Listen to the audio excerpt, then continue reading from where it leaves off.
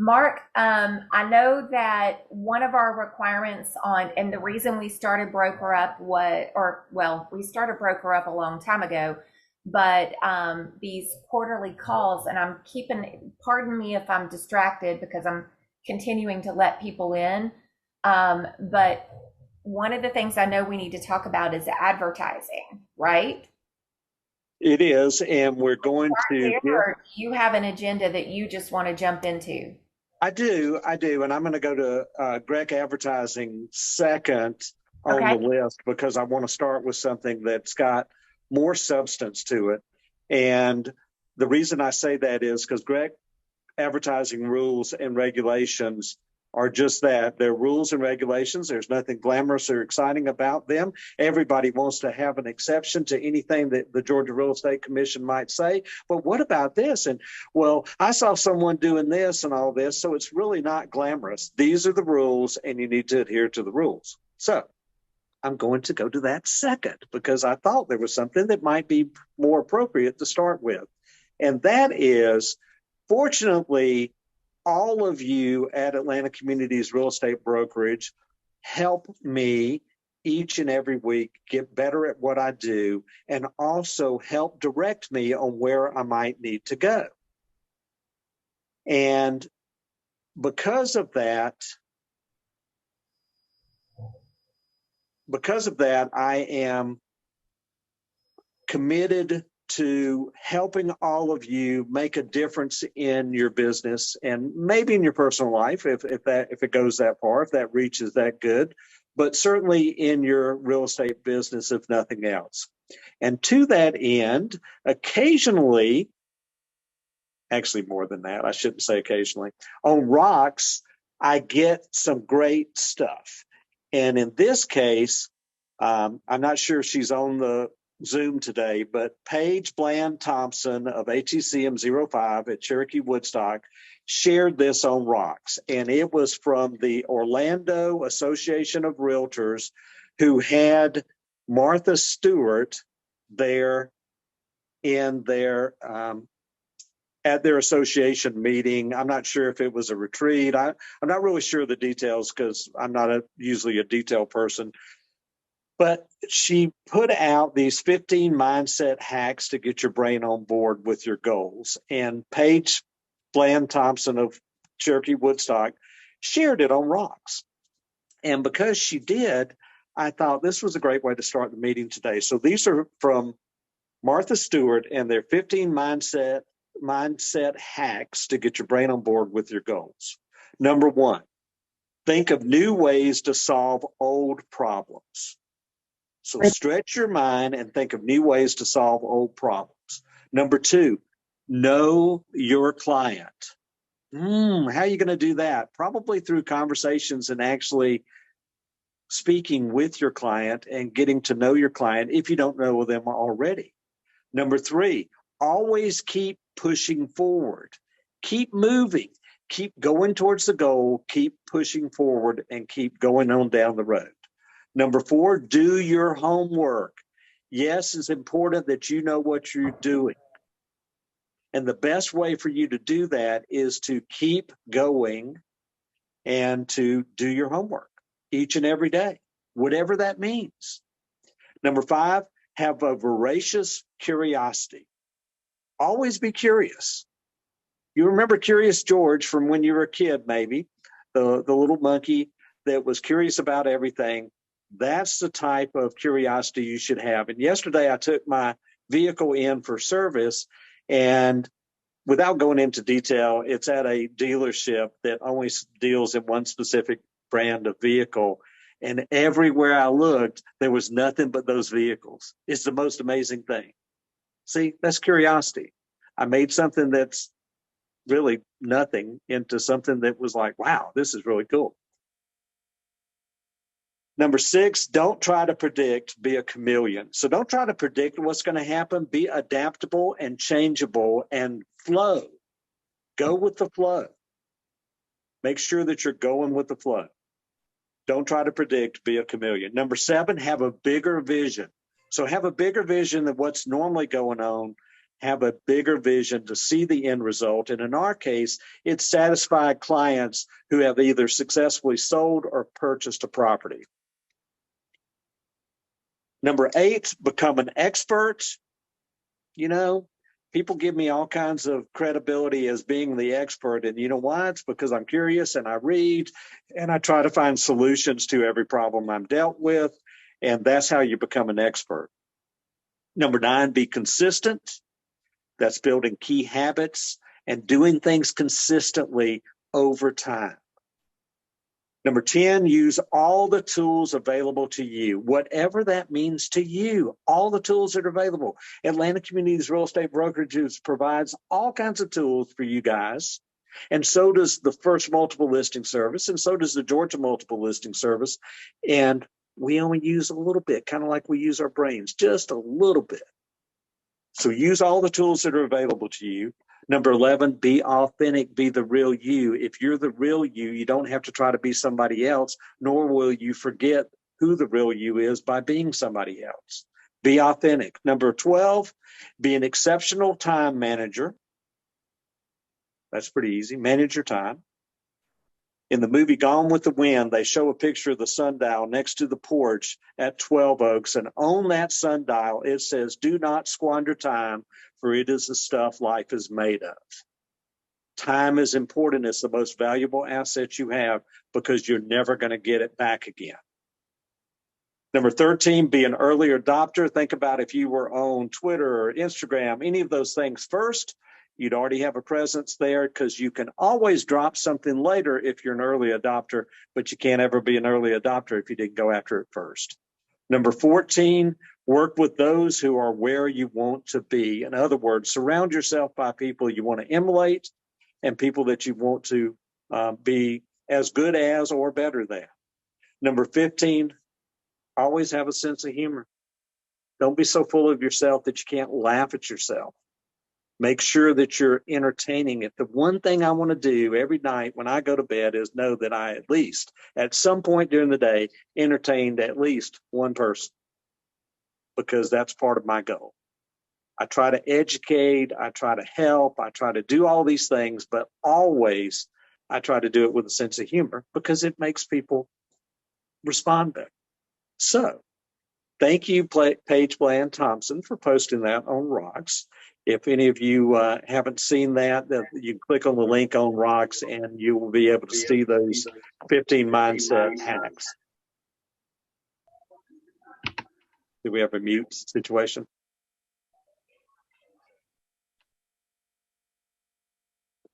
Michelle, you're muted.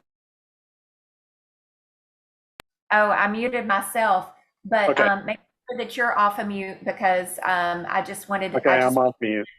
Okay, good. I just went back in and muted everybody. Mark, and I don't want to give you any kind of pressure, but we have, with you and me on the call, we now have 100 people. Besides you and me, we have 100 people on this Zoom. Oh, I'm so excited. I'm still excited. Make that 102. All right. Okay. All right. So I wanted to start with that because I want you to think about how you can be better. Being better is individual. It is up to you. What's better for you is not necessarily what's better for Mark. It's not necessarily what's better for your spouse or your children or your parents. Being better for you is individual. But if you say, I'm going to be better, then that's a great way to get up every day and think that I'm going to be better today than I was yesterday and not as good as I'm going to be tomorrow. Don't put pressure on yourself. It's kind of that easy. It's pretty profound. No frills. Well, it is. I think so. All right. So now we're going to jump into that glorious stuff that's really so exciting that we're going to talk about before we move on to the next topic, which is the GREC advertising rules. And before you, if you can see these, this is the GREC advertising guide. It was not created by me. It's the GREC advertising guide. And I'll try to figure out how to get that to the people that are on this call or I'll post it on Rocks. That's what I'll do so that everybody will be able to get it. Okay. And And in there, the first part of it says, hey, Mark, huh? super, if you'll Yeah. email it to marketing@atlantacommunities.net, we can have our marketing team also put it on the intranet. And it may already be there It could too. be. I don't Knowing know. Sean, it's Yeah. already there. It may already be there, but I want to call particular attention to it because this little guide is extremely helpful in its simplicity. And one of the things when you start reading about GREC rules and regulations and Georgia license law is it ain't easy to read. It's written, I don't know what education level it's written for, but it's certainly above mine. But this one is really easy. So this one says, up here at the top, it says all advertising, including specific property, should not be misleading, should not discriminate, it should be in the name of the broker, and it should be reviewed and approved by the broker. All advertising, including specific property, should not be misleading, should not discriminate, should be in the name of the broker, and should be reviewed and approved by the broker. Advertising specific property, house, apartment, subdivision, commercial, land, etc., required broker's name equal or greater size, frequency, or prominence than the agent's, broker's telephone number in equal or greater size, frequency, or prominence than telephone number of agents, optional affiliate licensees or team name, telephone number other than broker, email, or web address. Now, let me go over that one again. When you're advertising specific property, what's required is the broker's name, in this case, Atlanta Communities, to be equal or greater in size, frequency, or prominence than the agent's. Broker's telephone number equal or greater size, frequency, or prominence than any other telephone number or number of the agents. What's then optional when advertising a specific property is the affiliate licensees or team name, telephone number other than broker, email, or web address. And where is this most frequently not done correctly? Anybody want to guess? Okay, I see all your hands. Judy. No, I'm kidding. I can't see anybody. But if I could, there would be some of you raising your hands and putting your little paw up like on a Romper Room when the lady used to stare through the mirror and she would call out, and I always wanted her to call my name and she never did. They would be, it's on social media. Social media. All the time, social media. Today alone. And I'm not going to mention who it was. Somebody might know who they were. And if they do, I'm sorry for pointing you out, but I'm not going to rat you out. And that is they posted an open house or a caravan or something on social media, and they only used the team name and did not use the broker name. You can't do that. And who rats you out? Your competition. Your competition. And sometimes that's even internal. And Because Michelle right. Foster did bring up that it was social media, so good job It by is you. social media. Yeah, it is social media. And Mark, you do know we have a way that you can post to social media and be legal, right? Yes, I do. Okay. You can mention it, but yes, I do. Go ahead. I'm throwing it to you. Here you go.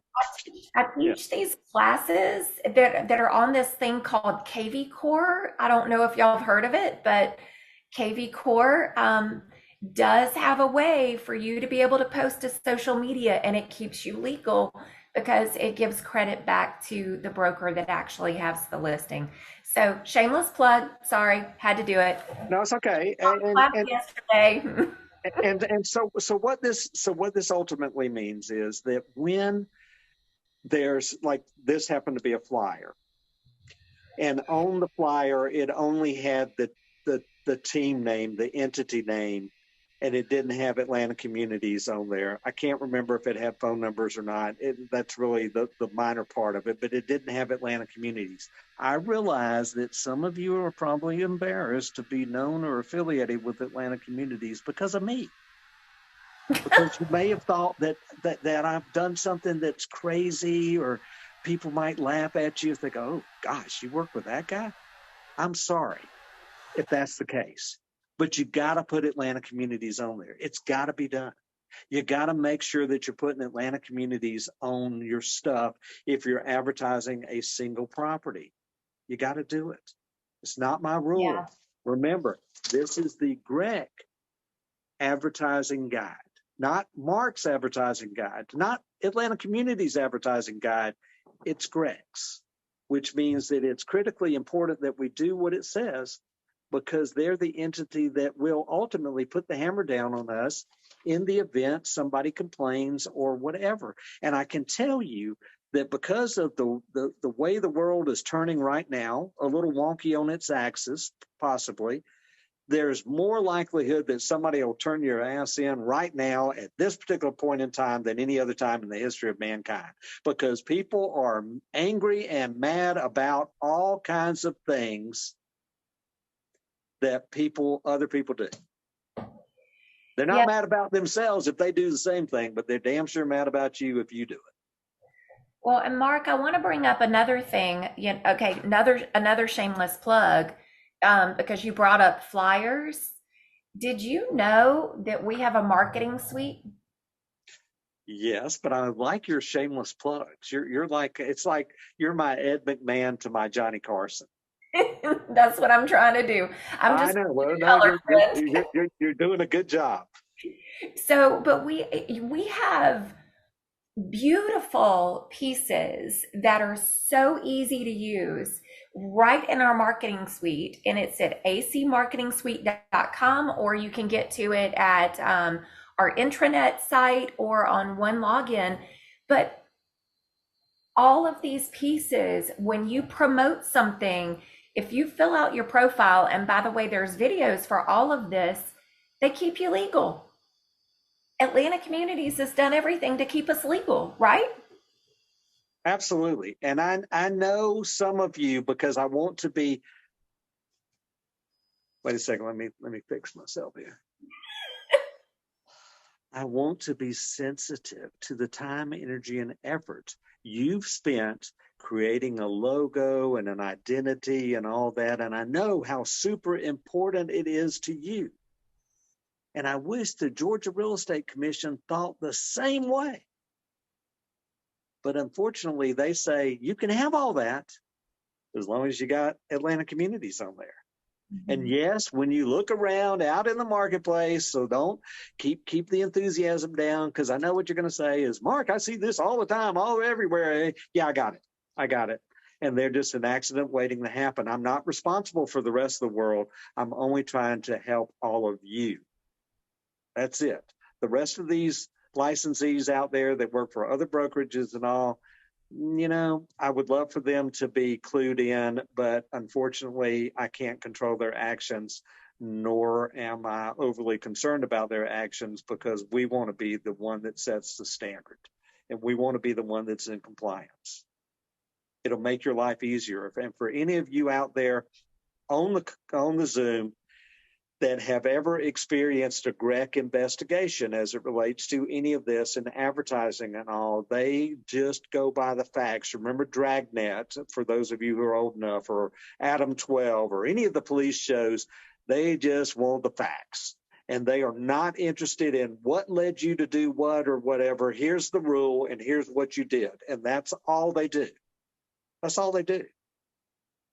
And they don't like excuses. They're kind of like judges in that respect. So advertising licensee owned property, you have to notify the broker in writing. You have to have the broker's consent and approval about how you're going to advertise it. You've got to include the appropriate licensee disclosure. In other words, you've got to tell the public that you're licensed. And it has to comply with rules on the advertising specific property, which is all the stuff we already talked about. Broker's name equal or greater size, frequency, or prominence. Broker's telephone number, greater size, equal frequency or prominence. Hey, so Mark, I have a question for you. And then, Sure. everybody that's on the call, I'm so thankful that you're here. We all are. We've got quite a few agents on the call today, so I'm really excited about this. I have a question, Okay. and I know the answer, but I'm leading the witness. How about that? Oh, wow. Good analogy. What happens? Let's just say recently, I moved my parents from Florida up here to Georgia, Hmm. and I represented them. What duties do I have as far as the Georgia Real Estate Commission is, as far as representing someone that I'm related to? Related to, Mhm. I would say that absolutely you need to disclose that relationship in the purchase and sale agreement. Okay. Same thing if you were listing their property here in Georgia, you would disclose that as part of the disclosure. What you disclose will not hurt you. What you don't disclose could come back to bite you.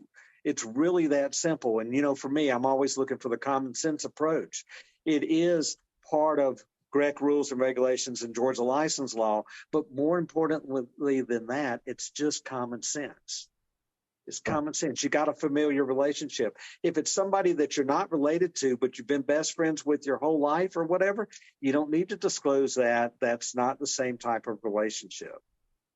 Gotcha. And when you have questions, you broker up and call your broker or your assistant broker, not your buddy, not at Rocks.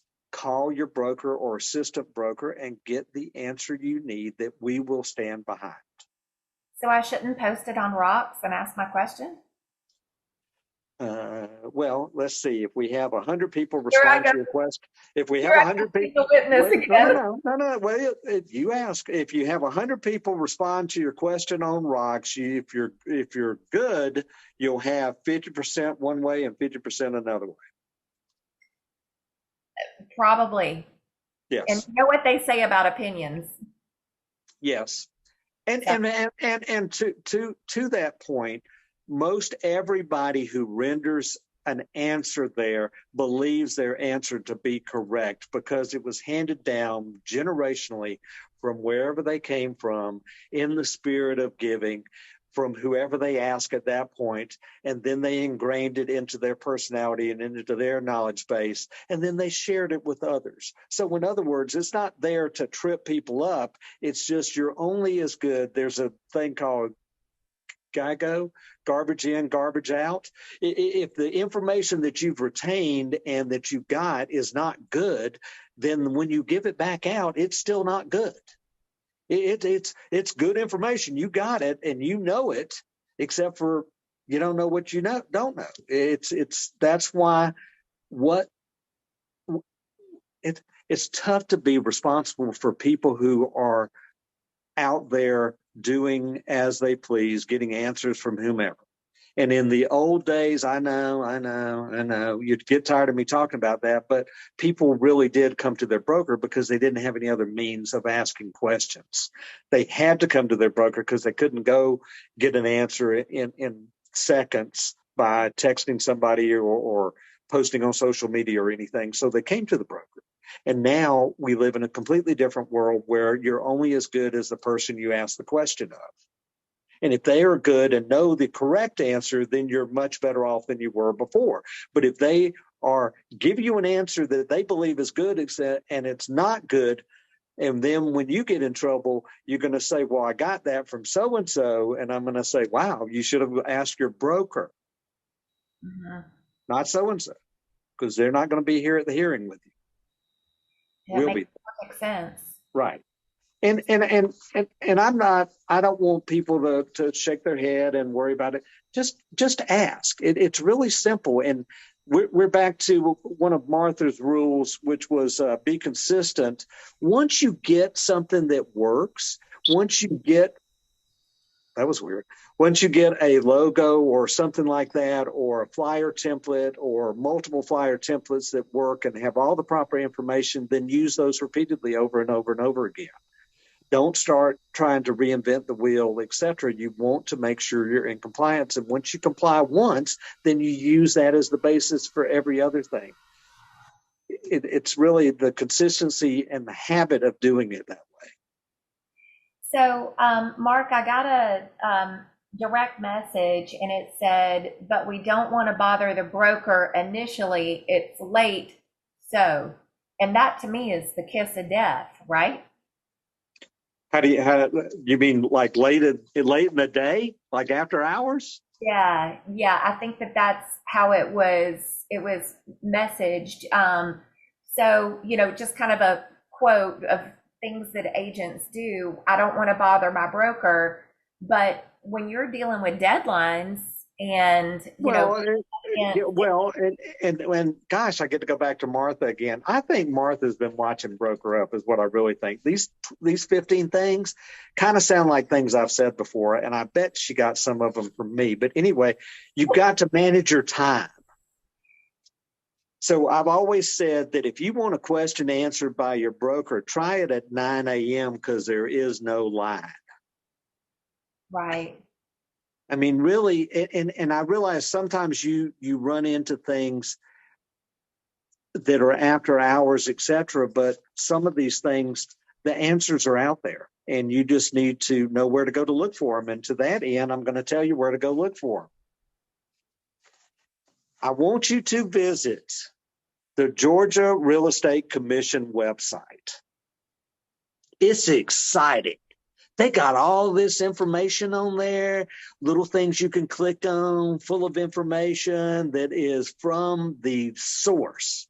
It's not Mark interpreting it. It's not me trying to beat you over the head with it. It's not Atlanta Communities trying to shove it down your throat so that you'll do the right thing all the time. You can read it for yourself and see it in print, and it is available 24 hours a day, 365 days a year. And that is the GREC website, grec.state.georgia.us, grec.state.ga.us. And when you get there, Give me that address one more time. okay, grec dot state dot ga.us. Okay, I just put it in the chat for everybody. Okay. All right. And when you get there, scroll all the way down to the bottom. You'll think you're going to Florida. It's so far down. And when you get down to the bottom of it, you'll see a section that says newsletters. It's kind of over towards the right of the center of the page at the very bottom.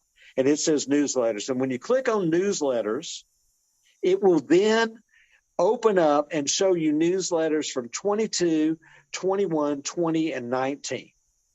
All there each month as PDFs that you can click on and they'll open up. You can download them. You can do whatever you want to with them. And right below that, it says sign up to subscribe, and it has a place to put your email and your name, and then you'll get the newsletter each and every month. Get the newsletter each and every month. And if nothing else, look at it the day that it comes. And then you'll have as much information as any of the rest of us that know this information, because you'll be able to see it yourself. And if you want to have really fun, like at night, you've had a few adult beverages, you're ready, you're kicked back, you're in your jammies, especially now that it's cold, you're all snuggled in and all, click on who got in trouble, because they post the disciplinary actions. And I can tell you that it's a quick read, because usually it's all about earnest money, but every month there are people that get in trouble. Every month. I'm gonna have to go get this. Oh yeah, it's fun reading. We can do that. They were gonna pay the money back, the earnest money. They were gonna pay it back after Christmas. Yeah. So yes. We can go get our entertainment on that. Oh yeah, it's kind of fun. It'll definitely tell you what not to do. It may not tell you what to do, but it'll tell you what not to do. But then they also have some question and answer sections on there, and like for instance, Greg questions and answers. I own rental property that I obtained before I associated with my broker. Does my broker need to be told anything? And the answer to that from the Georgia Real Estate Commission is yes, in writing. Your broker will have to approve procedures for you holding security deposits and collecting rent. See License Law 434020H and Rule 520-1-.11. Oh, yeah, go read that stuff. That'll put you right to sleep. But it has other questions. Do I have to identify myself as an agent to sell or rent my own property? Answer, yes. In advertisements, if the property is not listed with a real estate firm, and in sales contracts or leases, regardless of whether you listed the property with a real estate firm. In advertisements, you must use the legend seller, buyer, landlord, tenant, select the appropriate name, holds a real estate license, or use the legend Georgia Real Estate License Number and put in your 6-digit number. See License Law 434025A9 and Rules 520-1-.09. and in parentheses 8 and 521-.11. Oh my gosh. Whew.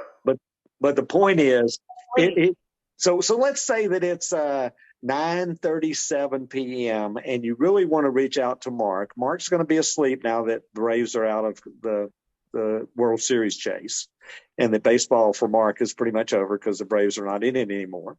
Mark's going to already be asleep. But if you go to the Georgia Real Estate Commission website, it might answer your question. And if it's not there, it might be answered at the Georgia Association of Realtors website, which is garealtor.com. garealtor.com. And there they have things from Seth Weissman. They have GAR Legal Helpline. They have synopsises of GAR Legal Helpline. They have videos. They have all kinds of things under the legal tab that will help you in any number of situations. That's good information. And Mark, I want to go back, if you don't mind, for just a second. I put those links in the chat for everybody. Yep. And I also wanted to mention that on our website, if you go to not our website, it's atcmonline.com, and I'll put that in the chat too. There is a section in the downloads area that has all of our advertising rules. So we also have a email address, and it's advertising@atlantacommunities.net. And if you want to make sure that you're compliant with any of your advertising, you can visit the rules on our intranet, and you can also have somebody approve your advertising. So I just wanted to bring that up and make sure Thank you. we give everything to everybody. Thank you. And somebody asked me this morning, somebody texted me and said, how long does it take to get an answer from advertising at atlantacommunities.net? And I said, I have no idea. It really depends on how busy the people that respond to those requests are at any given time. Well, but we have, when we set those those email addresses up, it's more than one person monitoring. Yeah. Well, I know that, and I tried to make sure they knew that, but I wanted to say you can't send the question right this minute and then 5 minutes from now get the answer so that you can post it or do whatever. It doesn't work that way. Yet again, you've got to manage your time and what you're planning on doing. If you're planning on having an open house Sunday, today on Thursday is the day to get everything ready and posted and all those other things, or maybe even yesterday, or certainly by tomorrow, not Sunday morning. 100% agree. You're right. You've got to manage your time and get it done in a timely fashion, because like I say, when we do new agent orientation, there's 1,800 agents and only a few of us. All right. So let's morph from, because I think this is in line with this, let's morph from GREC advertising rules and regulations and Georgia license law as it relates to advertising, and let's morph to social media. Okay, so how many of you here on the Zoom call today know what Mark's political beliefs are, or know what Mark thinks of the current events as it relates to the politics and the races we've got going on here in Georgia or nationally, or anything to do with anything that's happening anywhere? How many of you know anything about, have read my opinions on any of that stuff on social media? Okay. It should. None of you. Yeah, you think you can guess. Okay, that's a good answer, but you think, because of maybe you think that you figured out my background and all these other things, that you might know this or that. But you know what? You hadn't read a damn thing. And you know why that is? Because I don't share that crap on social media. And I know some of you are saying, but I have an opinion. I know all that. I know. I get to read them. And every time you post it, I think to myself, why would you do that? What? And I'm not trying to single anybody out. And I know some of you are probably getting off the call right now, and I'm sorry, but I just want to make my point is that sometimes you just need to keep that stuff to yourself. It's okay. I lived next door growing up to my maternal grandparents. So for the first 18 years of my life, my grandfather lived next door to me, my mother's dad. And my grandfather, I was his shadow when I was a little kid growing up. And I don't know, there's only two people I know that I know and he lived to be 93. He died the day before his 93rd birthday. There's only two people in that whole time from the however many years. I was born in 1961. He died in 2000. So for all those years, I only knew two people that he voted for that I could name, because we didn't talk about politics, nor did we talk about religion. We didn't talk about any of those things. And my grandfather was friendly to everybody and talked. I'm sure there were his buddies at times where they knew maybe more than other people knew, but the rest of us didn't know crap. And he didn't feel compelled to share, and we didn't feel compelled to ask. And my point is that you've got to be careful out there on social media about any number of things, up to and including how you're perceived by those you may want to serve. Because you don't know what you're going to say that may offend somebody. Yeah, you just don't know. I just to put this out there, I never knew how my parents voted, and because they just never talked about it, because the town I grew up in, at the time it didn't even have a stoplight, so we had a flashing caution light, but that was it. So and when you're in business in a tiny town like that, you don't talk about. Of course, that was before social media. Not to give away any kind of ages here, because I don't want to, but you just didn't talk about it. Well, and it's not just political stuff. I'm just trying to make a point that you need to be, when you serve the public, and you want to be inclusive of everybody, you need to remember that every time you open your mouth, just like I'm doing now, I could turn off 50% of you people that are here on Zoom right now tuned in. And the reason for that is that you don't like the fact that I told you to just silence yourself on social media. It's okay to just silence yourself on social media. And you may get offended about that. Don't do it. It's okay. It won't bother me at all. Just understand what happens when you do that. When we have situations, I mean, maybe you know this, maybe you don't, but when we have situations, contentious situations that affect the company as it relates to transactions, one of the things I do is I go and look at the participants. In other words, each side of the transactions, buyers, sellers, all these different people, right? And the reason I do that is to try to get a feel for who they are and how they think, because I think it helps us in determining where we need to go and how we need to react to what we're looking at. And the way you'd be surprised how much information is out there. It's staggering.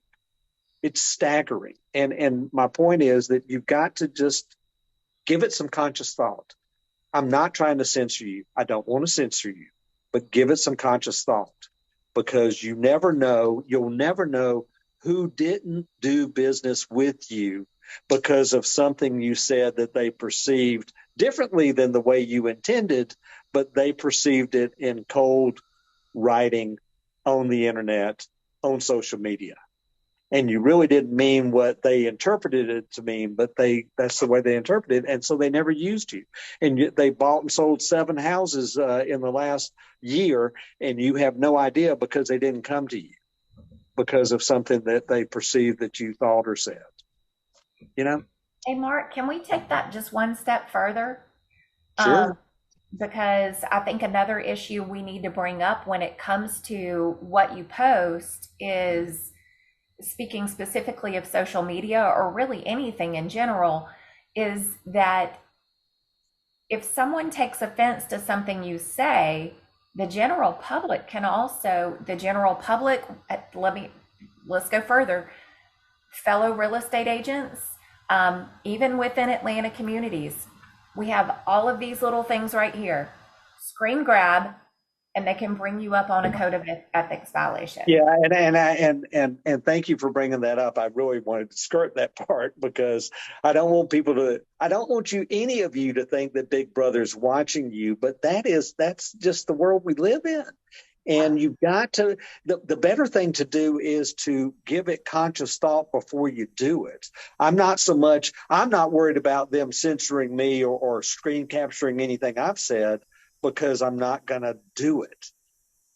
It's the same thing about if you don't want to be videoed out in public doing something dumb, don't do something dumb out in public.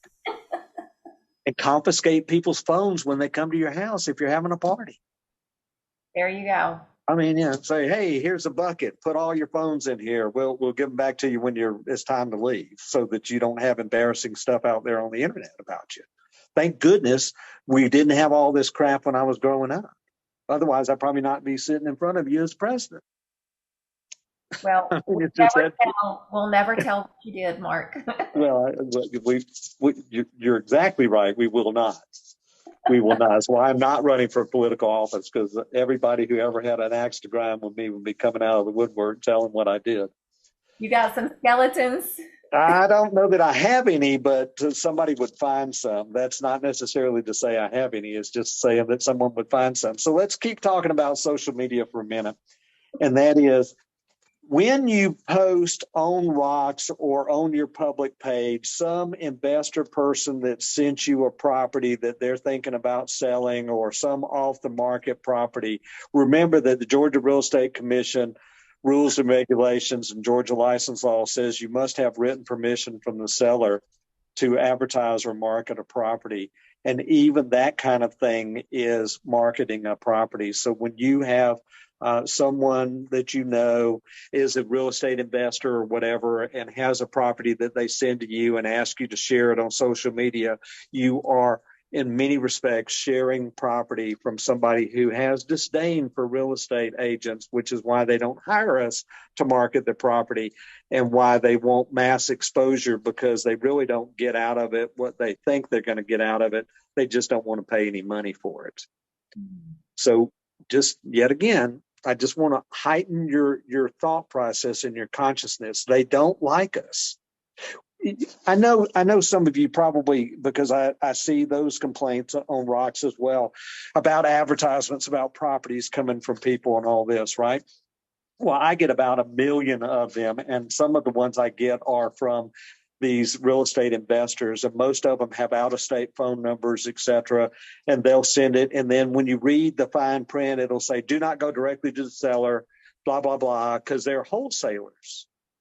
And when you read if you take the time to look at any one of their emails and what they tell you as is, $50,000, non-refundable this, blah, blah, blah, you immediately know that they're the middle people and that they might be under contract to buy it, which is why they don't want you to go directly to people. I mean, these are people that are not friendly with the real estate world. I can only begin to tell you how I would love to see the Georgia legislature create some rules as it relates to that kind of stuff. And some of you may be engaged in buying low and selling high. I'm not talking about that. I'm talking about the people that watch late night TV and decided that they could do it with no money of their own, and they get it right in the middle of the transaction and then immediately want to start marketing somebody else. Okay. I'm not going to go into great detail because it's a touchy subject for everybody. I'm just saying you got to think about what you're doing and how you're advertising or helping those other people. Okay. I love it. I have a question for you if I can jump in. Sure. I'll try to put my caffeinated self on hold for a second. Well, it goes back to the social media. So, Yeah. what about these Facebook pages that are that are out there that say, just advertise properties that are not on the market yet? Um, Am I throwing you a curveball? no, not really. Again, when you start advertising a property to other people, whether that's internal at Atlanta Communities or anything, you should have a written agreement with the person you're advertising the property for. Okay. I don't understand pocket listings, and I know some of you own the Zoom today because I see your post on Rocks posting pocket listings. If you're posting it out there for consumption by other real estate professionals, then you really should have it on the market. And why would we want to have it on the market, Mark? I'm leading the witness again.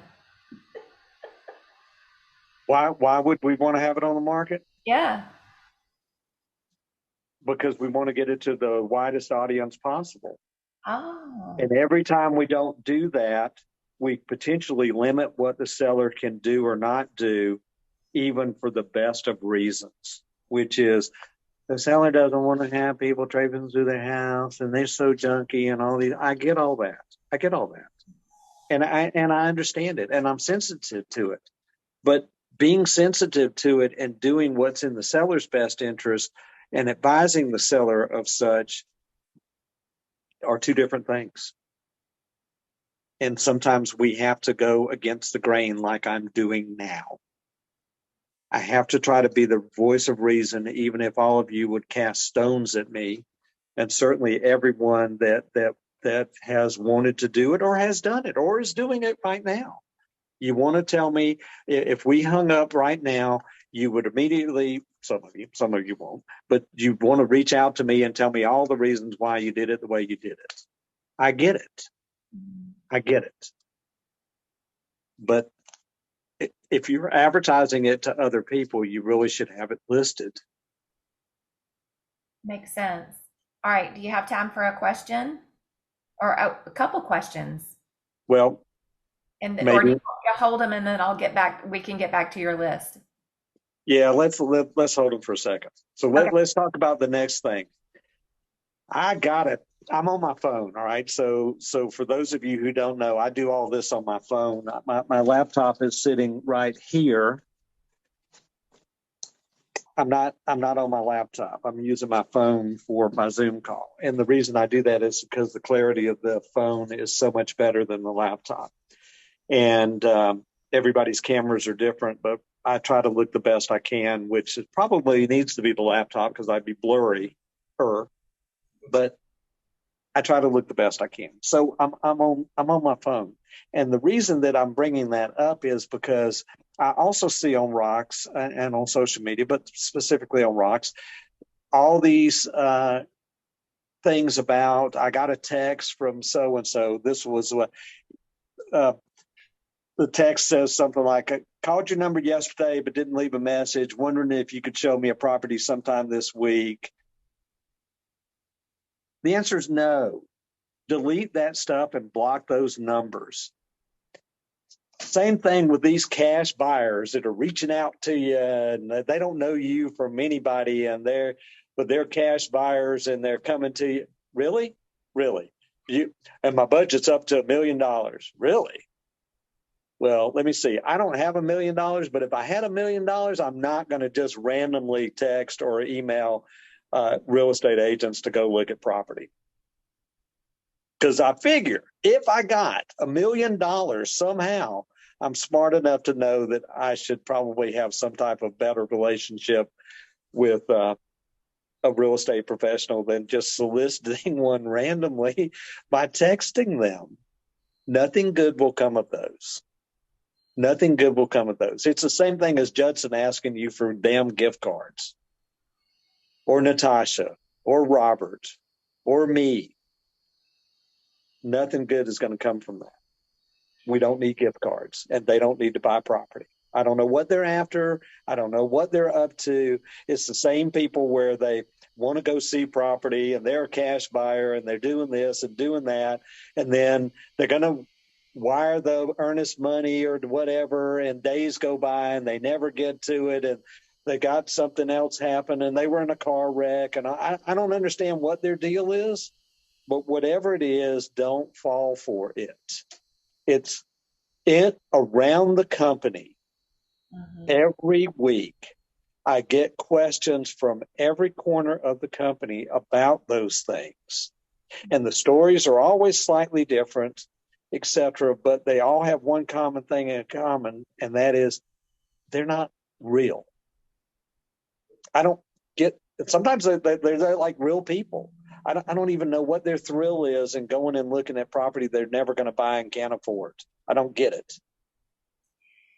Well, Mark, I want to bring up a couple of things about that because we talked about that with Realtor Safety Month. Sure. So we've got some videos out there on that, but you're bringing up another point that this month is Cybersecurity Awareness Month. And I'm going to get this on the calendar today, so y'all bear with me. But we do have a cybersecurity expert coming in to the studio to film a video, and it'll be live if you want to watch it, on also keeping yourself safe on the internet. Specifically dealing with like wiring instructions and all of that good stuff. So be on the lookout for that because it's coming. It's coming next week. So I'm really excited about that information we're going to be able to share too. But you just gotta be what do you said, use your gut, right? Use your gut. If it doesn't feel right, absolutely. It probably ain't right. Think about your own personal habits. If you had $1 million, let's say you were going to live on the Gulf Coast, so you were going to go to Destin, Orange Beach, wherever, and you were going to buy a property. So you're going to randomly start texting. Well, you need more than $1 million. Okay, you got $2 million, and you're going to go live on the coast because I'm sure those prices are inflated now too. So you're going to go live on the coast, and you've got $2 million in cash, and you're going to randomly start texting real estate agents that you've never met before or anything to start showing you property. Really? It's not real. I don't know what the game is. I don't know what the angle is. I don't know that it's a safety issue in the sense that they're trying to do you harm. I don't know what it is, but it's not real. They're not going to buy a property. This is not going to happen. Did you go on mute again? You did.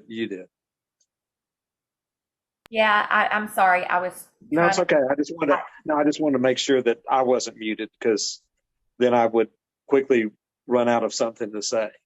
No, you you don't ever run out of anything to say. I know, but I have to start signing or something, and people go, "What is he doing now?" They get this one though, but other than that, they wouldn't.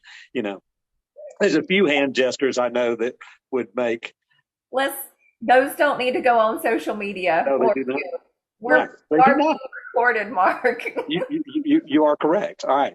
So now I'm going to switch gears one more time because I want to make sure that I cover everything that's on my Broker Up show notes, 20 October 2022.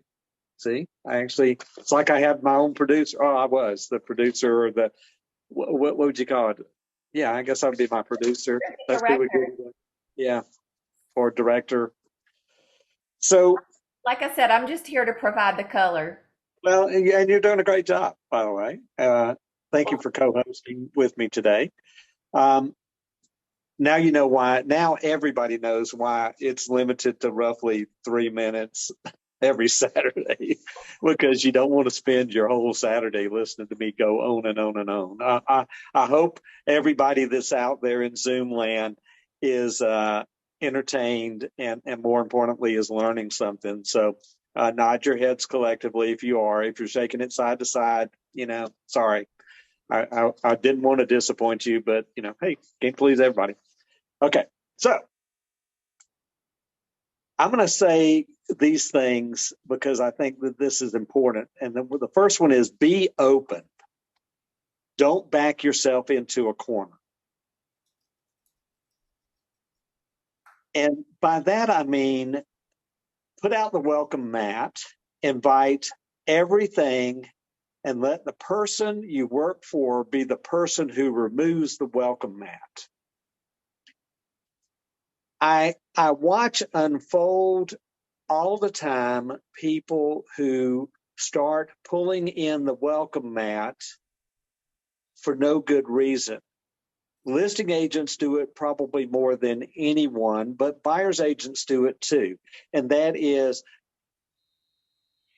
a buyer submits an offer through their buyer's agent that then goes to the listing agent who then shares it with the seller. The listing agent may filter it to the seller instead of just sending it to the seller. The listing agent then calls the buyer's agent and says to them, well, the seller's not going to do this, not going to do that, not going to do this. They're backing themselves into a corner. That is my point. The better thing to do is say, yeah, send it on over. In other words, you don't start negotiating terms when you don't have the authority to negotiate terms. I'd much rather have the seller turn around to me and say to me, what the hell are you sending this to me for? I'm not going to sell it at that price. To which I'm going to say, I'm not asking you to sell it at that price. I'm asking you to counter it. Because if you're going to fire me, you're going to fire me because I'm not getting you offers, not because I'm getting you offers you don't like. I can't control what offers you get, but I want you to take a look at it. So in other words, that's why I'm saying roll out the welcome mat. Be open to anything and everything. I know you know what the seller may or may not do, just like I know you know what the buyer may or may not do. But write up the offer, send it over. If you're getting the offer, present it to the seller.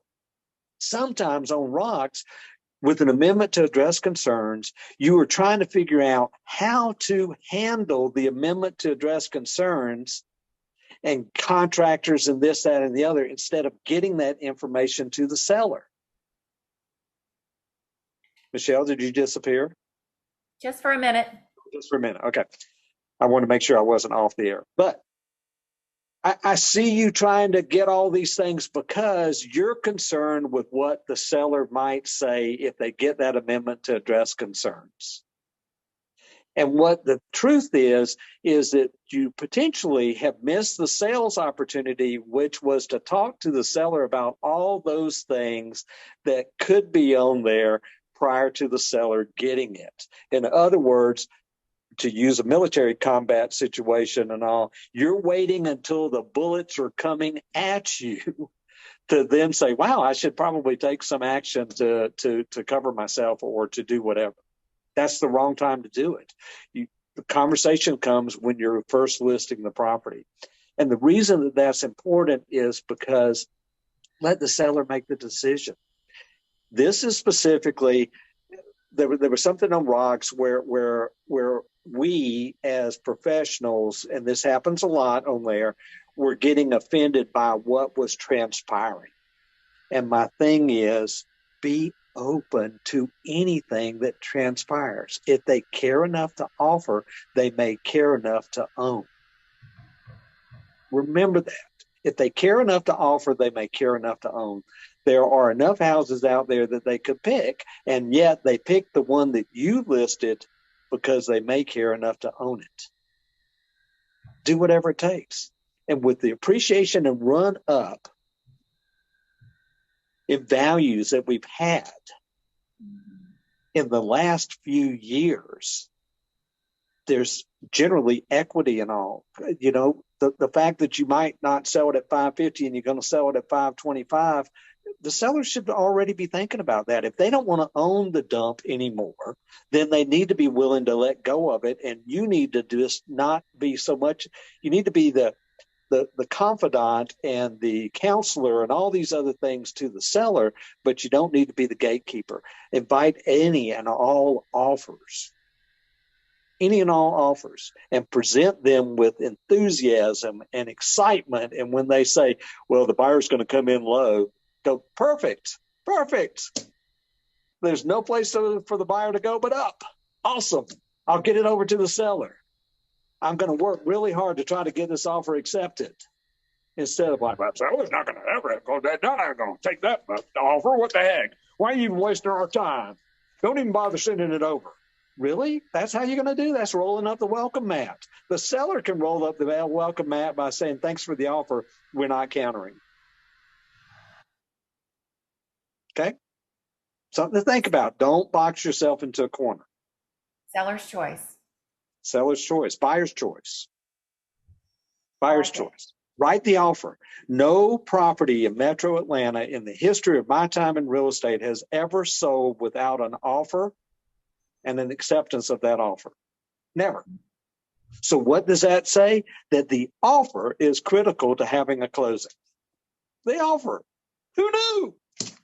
Who knew? We've all been doing it wrong. Damn it. We've been turning down the offer before we even had an offer to present. Really? Okay. All right. Be easy to do business with and not turn people off. Be easy. Be as excited as I am on this Zoom call today. Be as excited. It's okay. There's going to be a lot of crap that comes at me today, some of it my own fault, that's going to happen to me that may dampen my spirits. But you know what? Only momentarily, because I'm excited to be around here and be with everybody. Okay? Be excited. Sorry, I got. Okay, now. Enjoy your work. Don't think of it as their job or your job, but instead the job. Well, I'm not going to show that property because that buyer's agent, blah, blah, blah, blah, blah. And they sent over and the buyer's lied to me and all. But you know what? The seller wants you to show the property. The seller wants you to show it. Do it at your convenience, but do it for the person you work for. And don't assume that the buyer's agent sent a buyer over there to lie to you to look at the property. Maybe the buyer decided they'd lie to you themselves. Mm-hmm. I'm just trying to say, be open to anything and everything. If it's critical for them to get inside the property in order to make an offer at some point, if we walk out of that property after I've driven 37 minutes in traffic to go 7 miles, and I get to the property, and then you're 20 minutes late, and I show you the property. When I walk out of the door and shut the door, and they say, I'm probably going to get my agent to submit an offer on this property. Don't freak out. Be excited that you're going to get an offer. Be excited that you got to be there with the buyer. Don't think it is their job or your job, just the job. The job is okay. There are a lot worse ways to make a living than what we do. Trust me, I've done some of them. Can I ask you a question? Sure. What do you think about, because you're talking about their job, my job, the job, what do you think about the whole, if I show the property to your buyer, it's 1%? I think it's the dumbest thing ever. And the history of that starts back with Rhonda Duffy and Duffy Real Estate. When they first came on the market, they would incentivize buyers by having them go under contract. The sooner they went under contract, the more, I can't remember if that was the more rebate they got or not. They incentivized them somehow. And so, in retaliation for the fact that she was doing what she was doing, people started putting it in there. And what one person does, everybody followed because they didn't ask their broker, didn't ask their seller, didn't do anything. They started putting that in the listings and all. I want them to come there without their agents because I'm going to do my best to sell them that property. I Yep. don't want their agent not knowing whether they're having buying signals because they're on the phone the whole time they're there. Good. Change your mind. Change your mindset. This is part of what my whole thing is about mindset. I want to be successful. Therefore, that's my mindset, is to be successful. I am not going to let people who have different mindsets get in the way of how I've set myself up to think and be and act and do all these other things. I'm just not going to do it. I can't control the outcome, but I can control the process. I'm still working on being successful. I can't control the outcome, but I can control the process. And this is the same thing. Let people in the door. Your sellers, that's what they expect of you. All right, now, Christian Ross, who used to work for Campbell and Brannon, who moved back to Florida to take over his father's real estate law practice,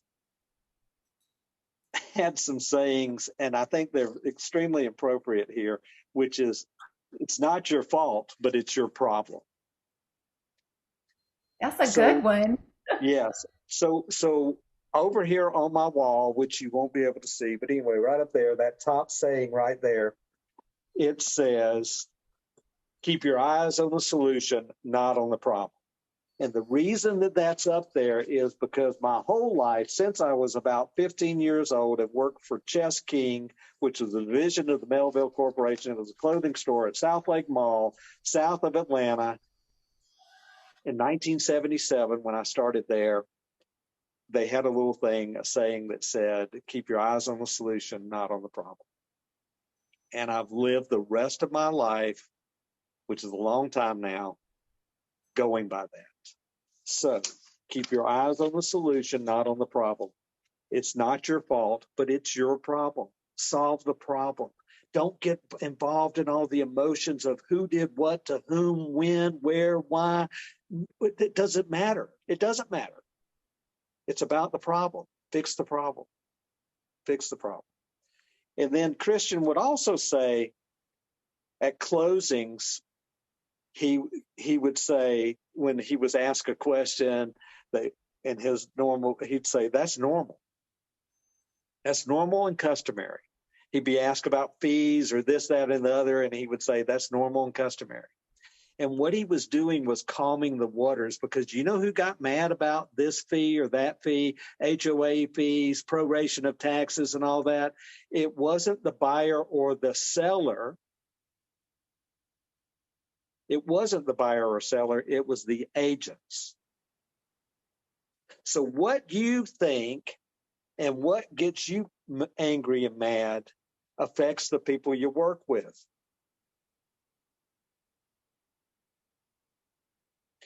And this came about from another post on Rocks where I was watching the people get angry about what was going on, as opposed to just solve the problem. Why does it matter why it got started or anything like that? And the reason that the agents were upset about how the transaction was going, et cetera, instead of just relaxing into it, let it flow. It's okay. Control the process, not the outcome. The only people that can control the buying and selling process is the buyer and the seller. And how we react or don't react to whatever happens during the transaction as the process makes a difference to the end result. Mark, I totally agree with you on that. And I'm not going to mention who the agent is because it doesn't matter.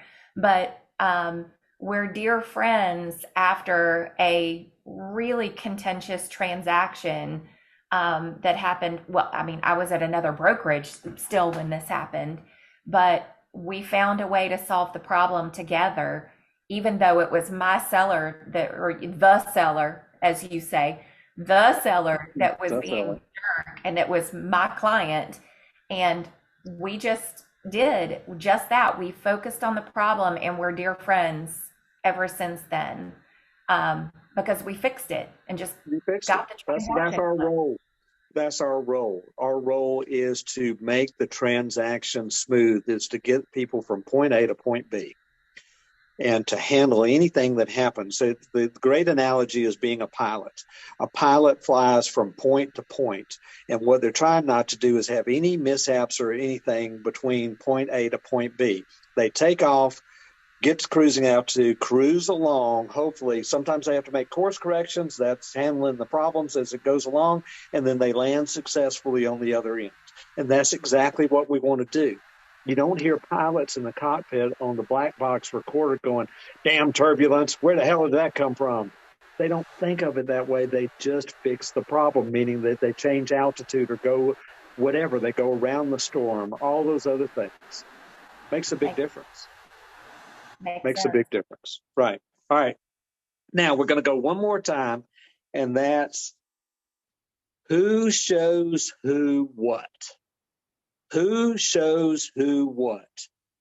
Understand how it works in the showing world.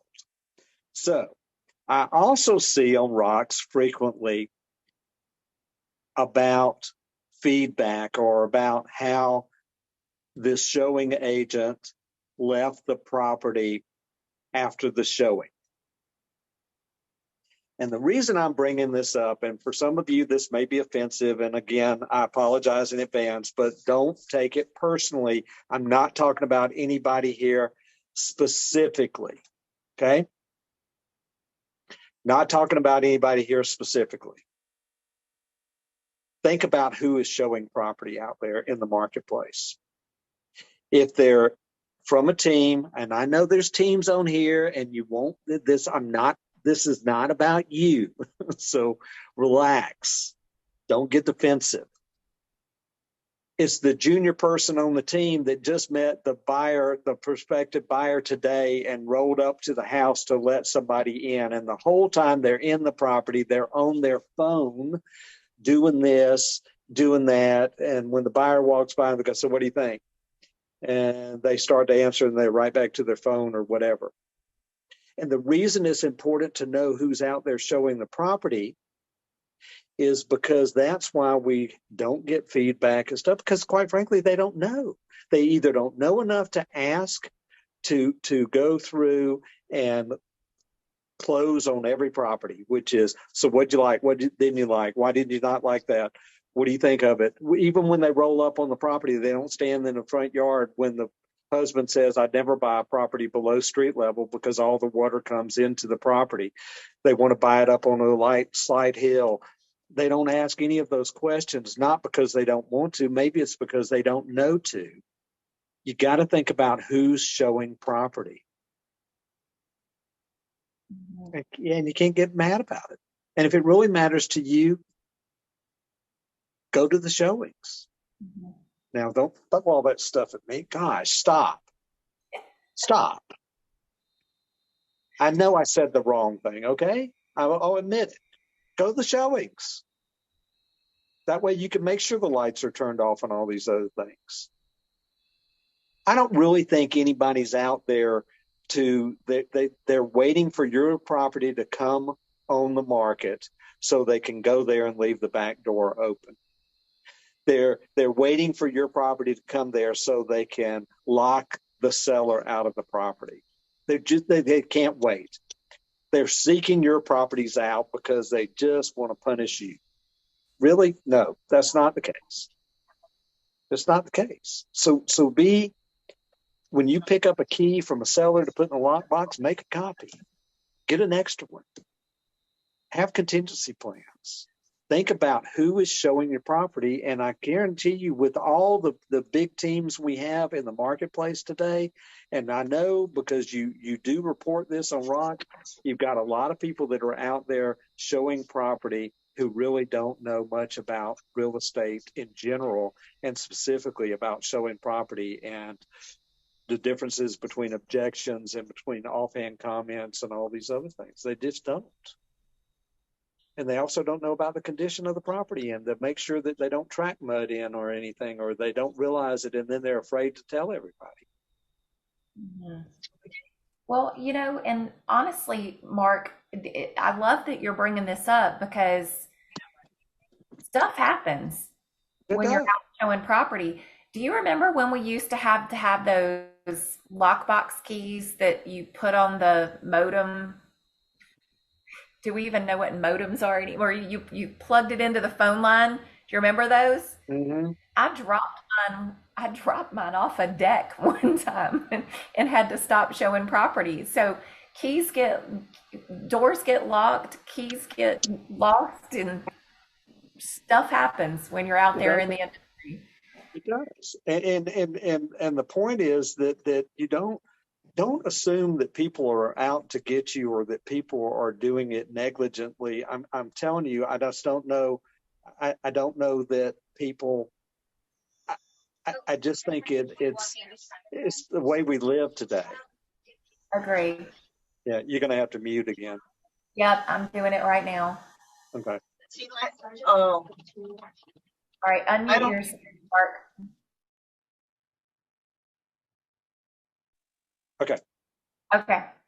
Now we're getting a lot of. All right. Do you All right. have any? Hang on one second before we move forward. All right. So this is GREC RE News. So this is the newsletter I told you to sign up for, and then this headline right here. I know you can't really read it, but this headline right here says, "Consider the following recent cases investigated by the Commission regarding advertising listings on personal websites and social media." And this is from May of 2022. And it goes through cases and it tells you what they find and what happened and what they did and what the findings were, what they fined the licensee for, how much it cost them. It's good information. Sign up for the newsletters. And then also, Yep. if you're not clued into the Georgia Realtor magazine, read the Georgia Realtor magazine each and every time. You get it in hard copy, but you also can see the digital copies of every edition in recent time at garealtor.com. It's got great information in there. Seth Weissman writes an article every month or every time it comes out, every publication. I shouldn't say every month. And it's good information. It really is good information. I don't make all this stuff up in spite of what people think. And I just put those back in the chat, those two links. So Okay. if you missed them the first time, they're back out there again. My soapbox is getting kind of soft because I've been standing on it so long. So we can change gears now. Okay, let me just go through. First of all, let me tell you, I won't be able to read everybody's comments, but thank you to everybody for all your positive comments about Broker Up. This is, Marky, this is one of my favorite things to do, just so you know. Mine too. On here and doing this, but so I've thanked everybody for the comments and the chat. 100% agree. I always find it shocking. This is a good one. How do you help the seller who says, I would sell if we got the price or if we found the right house? What do you think about that one? Wouldn't we all? Yeah, I know. I think we're all in that boat. Yeah. I don't know what you do about that. They either want to sell or they don't, right? 100%. Yes. Oh. And that conversation is a big conversation. It's a big conversation. It is the this is other people's words, so calm down. That's the come to Jesus meeting. You got to have those type of conversations with them because they're going to have to take a leap of faith, and they may have to be inconvenienced if they're going to do that. Exactly. Michelle, that comment was when we all were talking about posting stuff in our Facebook private group as opposed to going directly to the brokers. Gotcha. Okay. Thank you. And then we also had one that said, is it okay to let AC agents know you're thinking of selling your home on rocks? I guess if it's your personal home. Yes. Sure. Okay. Good. So, and I like this comment too, present everything without personal emotions. Sometimes a seller's next chapter is worth more than going back on the market. No assuming. So that's going back to when we were talking about you just saying, keep the welcome mat open. So I love that. I'm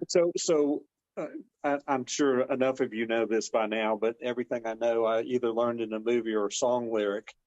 And in the movie A Few Good Men, which deals with the Marine Corps, really in a flattering light, the Marine officer who represents the United States in the court martial says, I represent the United States government without passion or prejudice. And the point is that when you have offers in hand, whether you're writing them for a buyer or receiving them for the seller, you just pass it on. Yeah. Then you discuss it with your client. You don't need to make commentary to the other side and start negotiating with the buyer's agent. You say, thanks for the offer, man. This is awesome. I'm going to get this to the seller ASAP and see what I can do. I'll be back to you just as soon as I hear back from the seller. That's it. You don't start discussing, well, gosh, they're kind of a low price, isn't it? You don't, what's the point of that commentary? Yes. Yeah. Yes. Clients will take your lead. Absolutely. 100%. I like that. Thank you for posting that. Yeah, and I'm dealing with a situation like that with, personally with my mom on her house. And that's something that the buyer is out of control and the agent's not controlling them, which I know we can't control, but like you said, they're not taking the lead. The agent's not taking the lead. So I have to be calm and take the lead in dealing with my mama, which can sometimes be hard when you're dealing with family. But you 100%. Do, right? Right. No, 100%. I mean, that's your mother. But you're right, Jill. You got to take the lead and be the bigger person in the transaction. And I love some of the other comments. And guys, I applaud you for this. If you've taken lock boxes to the closing for a listing agent or anything like that, just because you were there and you were doing a final walkthrough, you're being that consummate professional and being out there and just being a positive light, I guess, in this market, which is what we need. We do need that. And there's you have to be secure enough in your own skin to know that you're doing the right thing. I can't say that enough. When I go to, and this would be my illustration, and I thought about this earlier, didn't know how to work it in, so I'm working it in now. So when I go to our different locations where we have control of the building, in other words, we're not in like where we have public restrooms that are outside of the offices, like at Alpharetta, at Brookhaven, at InTown, but where we have, I'll go into the restroom, the men's room, not the women's room, the men's room. And I will replenish the paper towels or put cups in there if they have them for, mouthwash or whatever. And when I see trash in the parking lot, I pick it up. And when I go, because everything is my job. And I think that way and have my whole life. Everything is my job. So when I screw up not doing something, it's not because I didn't want to. It's because I get overwhelmed at times because I believe everything's my job. Think about how powerful that is if everybody in the United States right now, not just here at Atlanta Communities, not just here in Atlanta Real Estate, but everywhere, considered everything their job. Think of how much more efficient and how much more we would get done, and everybody be pitching in to do everything. You know, Mark, and I'm going to take it one step further, and we've got 1 minute left. Not only about being your job, but what about just that little bit of human kindness? Sure. And it's not just in real estate. And a lot of people are weighing in and just saying, I always offer to take the lock boxes. And again, I know we all applaud you for that.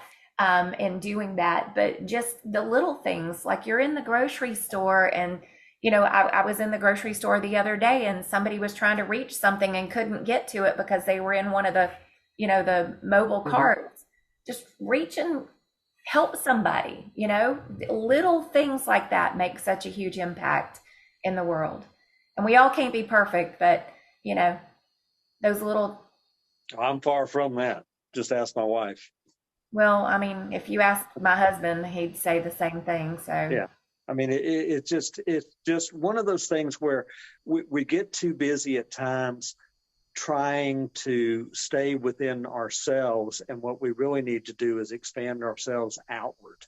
And if the more I do for other people, the more I'm capable of doing for other people, and the more I want to do for other people. And the more I do that, and the older I get, the better I feel. And I don't really, me personally, I don't feel like the world's going to hell, because I'm not, that's not the way I see it. I'm controlling what I can control, which is just my little area around me.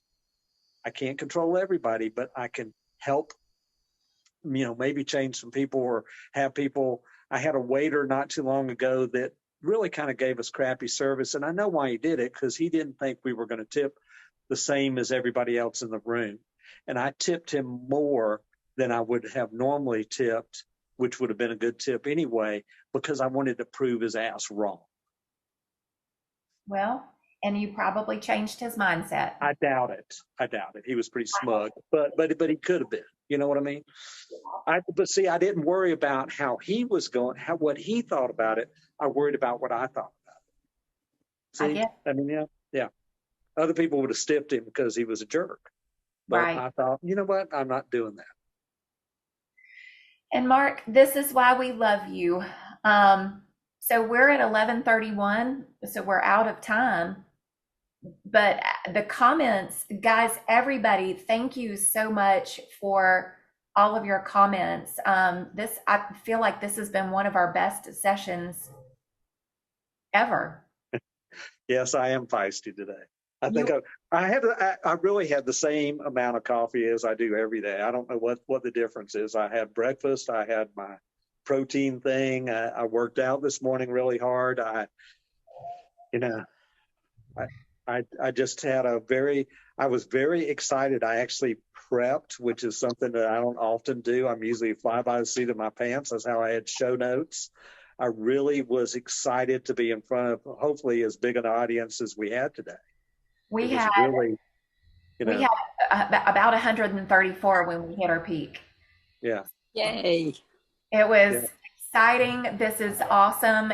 And we'll be doing this next quarter. Okay. Again. Oh, and by the way, before we hang up, I know some people may have already clicked off, but look for some exciting and different changes to Broker Up coming in January 23. Okay, I won't tip that I know a little bit about it, but I was pretty excited to see. Yeah, I guess that's part of what's fueling my enthusiasm for it. But I'm really excited. And if you saw it on Rocks today, the Broker Up thing that I posted there, that's a credit to Sean Graves and the marketing department. That is going to be part of the studio. It's going to be a poster on the wall with other posters. It's not just about Broker Up, but I thought it was for me, it was inspiring. And that's why I posted it on Rocks today. So if you didn't see it, go to Rocks and take a look at it. It's in the notifications section. All right. Well, I'm going to go there right after we hang up. Okay. And guys, thank you everybody for coming. Mark, thank you always for your wisdom. We really appreciate you. And I'm just going to say I appreciate you letting me be a part of it. No, I couldn't do it without you. Seriously, I couldn't do it without you. You're funny. Yeah, All well, right. that's good. Well, everybody have a great rest of your day, and thanks for attending, and we'll see you at the next one, which will be next quarter. We'll see you soon. Thank you, everybody. Bye-bye. Have a Talk to you great day. later. Bye-bye.